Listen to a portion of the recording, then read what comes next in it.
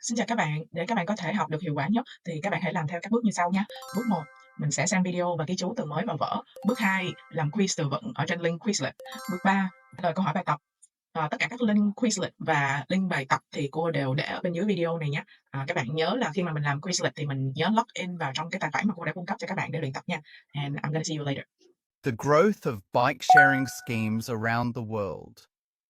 How Dutch engineer Lud Schimmelpenninck helped to devise urban bike sharing schemes.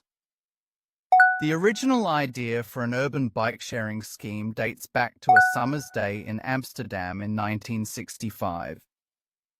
Provo, the organization that came up with the idea, was a group of Dutch activists who wanted to change society. They believed the scheme, which was known as the Witte Fietsenplan, was an answer to the perceived threats of air pollution and consumerism.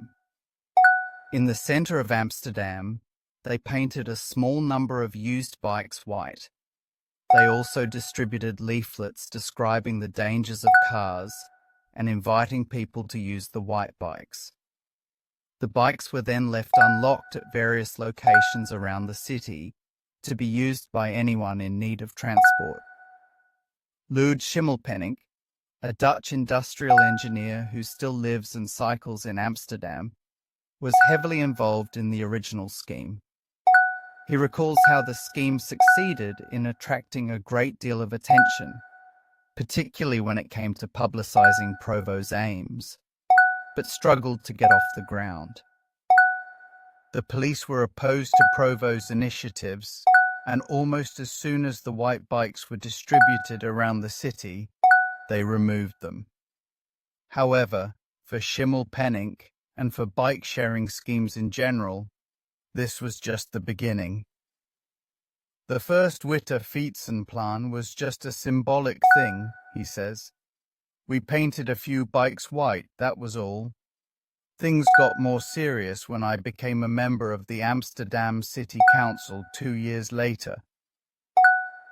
Schimmelpenninck seized this opportunity to present a more elaborate Witte Fietsenplan to the City Council. My idea was that the municipality of Amsterdam would distribute 10,000 white bikes over the city for everyone to use, he explains. I made serious calculations.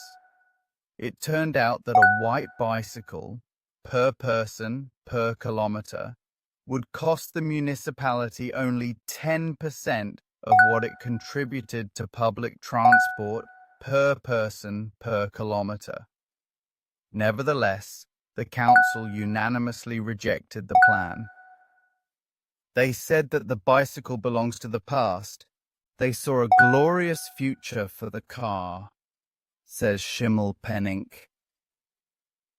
But he was not in the least discouraged.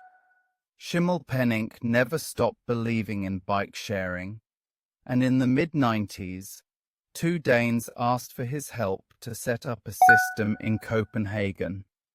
The result was the world's first large-scale bike share program. It worked on a deposit. You dropped a coin in the bike, and when you returned it, you got your money back.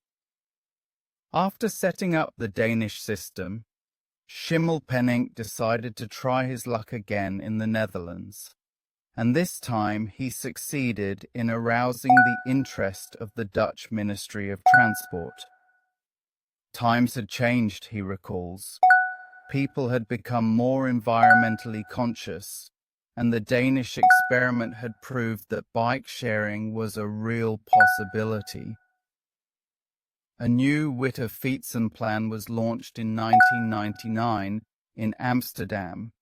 However, riding a white bike was no longer free. It cost 1 guilder per trip, and payment was made with a chip card developed by the Dutch bank Postbank. Schimmelpenninck designed conspicuous, sturdy white bikes locked in special racks, which could be opened with the chip card. The plan started with 250 bikes, distributed over 5 stations. Theo Molenaar, who was a system designer for the project, worked alongside Schimmelpenninck. I remember when we were testing the bike racks, he announced that he had already designed better ones. But of course, we had to go through with the ones we had.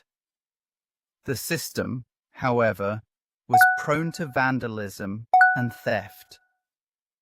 After every weekend, there would always be a couple of bikes missing, Molinar says. I really have no idea what people did with them, because they could instantly be recognized as white bikes. But the biggest blow came when Postbank decided to abolish the chip card because it wasn't profitable. That chip card was pivotal to the system, Molinar says. To continue the project, we would have needed to set up another system, but the business partner had lost interest. Schimmelpenninck was disappointed, but, characteristically, not for long. In 2002, he got a call from the French advertising corporation J.C. Decaux, who wanted to set up his bike-sharing scheme in Vienna. That went really well. After Vienna, they set up a system in Lyon. Then in 2007, Paris followed. That was a decisive moment in the history of bike sharing.